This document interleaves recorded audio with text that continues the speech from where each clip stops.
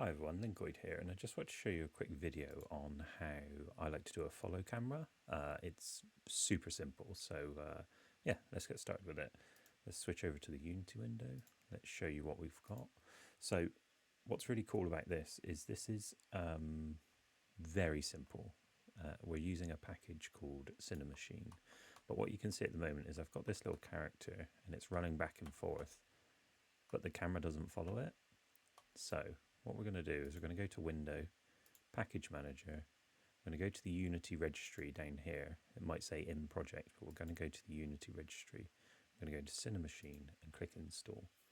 This won't take too long to install, but you will have to just wait for it to either download or basically recompile it into your project.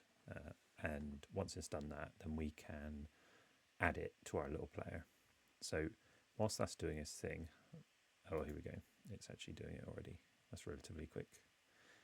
So all I've got on my player is I've basically got my player. I've got a couple of other things that we can ignore because these are kind of things from a previous game. But effectively, I've got my player and I've got my visual, which is good practice to have your visual nested inside your objects. So let's have a look.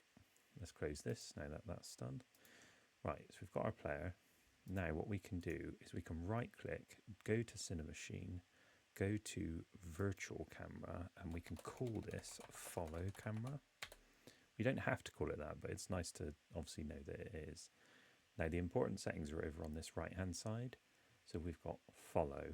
So basically we can take our player, drag it into follow, and then you can almost see, right, it's kind of there already. So if we save and then we run it again,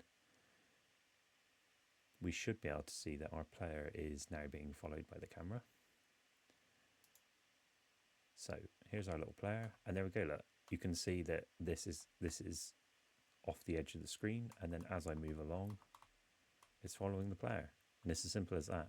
Now, there's some really cool settings in here you might want to play around with. So, for example, if we go back into the scene view, you can see there's this thing called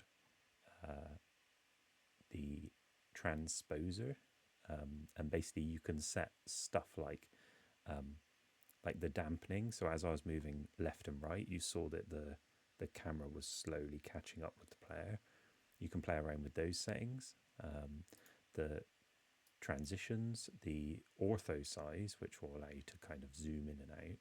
So you can even potentially just see that when we're moving it now. So we can zoom right in, we can zoom right out.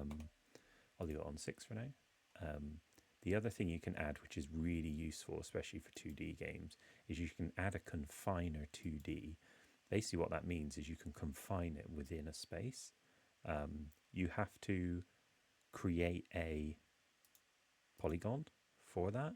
So what I've got down here is I've got this called a level container. And basically you can see, if I click off of here, the level container is basically this polygon collider 2D. So if I click edit, you can see it's this green thing, right?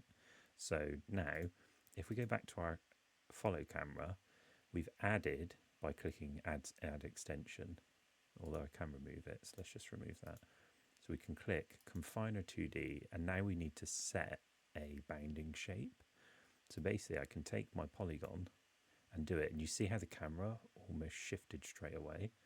So now if we go in, this might be hard to see now because the floor isn't working. But what you should see is as we move around, the camera actually locks into the bounds.